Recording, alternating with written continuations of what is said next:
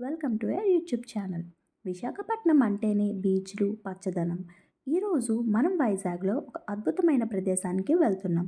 Beach రోడ్డుకు వన్నె తెచ్చిన పచ్చని చెట్లు, నీలి సముద్రం కలయికతో మనసుకు హాయినిచ్చే టెన్నేటి పార్క్ గురించి తెలుసుకుందాం.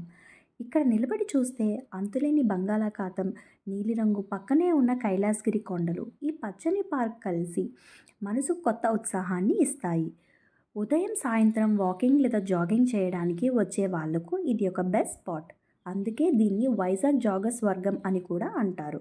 కొత్త జంటలకు, ప్రకృతి ప్రేమికులకు అద్భుతమైన ఫోటోలు తీయడానికి ఇది ఒక సరైన ప్లేస్. ఈ పార్కుకు స్వాతంత్ర సమరయోధుడు, ప్రముఖ రాజకీయ నాయకుడు అయిన తెన్నేటి విశ్వనాథం గారి పేరు పెట్టారు.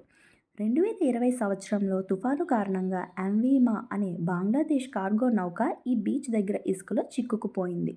ఇది ఇక్కడే ఉండిపోవడంతో ఇప్పుడు ఇది పార్కు అదనపు ఆకర్షణగా మారింది. కొందరు దీన్ని ఫ్లోటింగ్ రెస్టారెంట్గా మార్చాలని అనుకున్నారు, కానీ ప్రస్తుతానికి ఇది ఒక యూనిక్ ఫోటో స్పాట్గా మారిపోయింది. షిప్ను ఇంత దగ్గరగా బీచ్లో చూడటం నిజంగా అద్భుతమైన అనుభూతి.